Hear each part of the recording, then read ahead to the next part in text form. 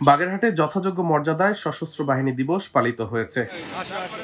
শুক্রবার সকালে অবসরপ্রাপ্ত সশস্ত্র বাহিনী অধিকার পরিষদ বাংলাদেশের বাগেরহাট জেলা শাখার উদ্যোগে শহরের সোনাতলা এলাকা থেকে একটি বর্ণাঢ্য র্যালি বের করা হয়। র্যালিটি সংগঠনের কার্যালয় চত্বর থেকে শুরু হয়ে দশানী মুক্তিযোদ্ধা স্মৃতিস্তম্ভে গিয়ে শ্রদ্ধা নিবেদন করে আবার সংগঠনের কার্যালয়ের সামনে এসে শেষ হয়। পরে সংগঠন কার্যালয় চত্বরে এক আলোচনা সভা অনুষ্ঠিত হয়। আলোচনা সভায় প্রধান অতিথি ছিলেন বাগেরহাট জেলা প্রশাসক গোলাম মোহাম্মদ বাতেন। তিনি তার বক্তব্যে বলেন, অবসরপ্রাপ্ত সশস্ত্র বাহিনীর সদস্যরা সমাজে ইতিবাচক পরিবর্তন আনতে গুরুত্বপূর্ণ ভূমিকা রাখতে পারেন। তাদের অভিজ্ঞতা ও শৃঙ্খলাবোধ সমাজ উন্নয়নে বড় শক্তি হিসেবে কাজ করবে বলে তিনি আশা প্রকাশ করেন। অবসরপ্রাপ্ত সশস্ত্র বাহিনী অধিকার পরিষদ বাংলাদেশের বাগেরহাট জেলা শাখার সহ সাধারণ সম্পাদক সার্জেন্ট অবসরপ্রাপ্ত শাহিন মোল্লার সঞ্চালনায় আলোচনা সভায় বক্তব্য রাখেন সংগঠনের উপদেষ্টা অনারারি ক্যাপ্টেন অবসরপ্রাপ্ত মোহাম্মদ আব্দুল হক, সিনিয়র ওয়ারেন্ট অফিসার অবসরপ্রাপ্ত কাজী নুরুল ইসলাম, আইন বিষয়ক উপদেষ্টা কর্পোরাল অবসরপ্রাপ্ত অ্যাডভোকেট মারুফ বিল্লাহ খান, সভাপতি সার্জেন্ট অবসরপ্রাপ্ত মোহাম্মদ মাহফুজুর রহমান বিপ্লব, সহসভাপতি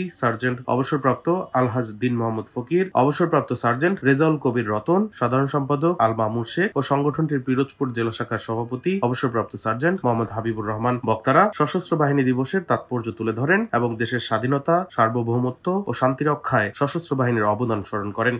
বাচ্চারা তারাও আমাদের সঙ্গে আছেন আমাদের অনুষ্ঠানকে সফল করার জন্য। ডেস্ক রিপোর্ট, দৈনিক ডেস্টিনি।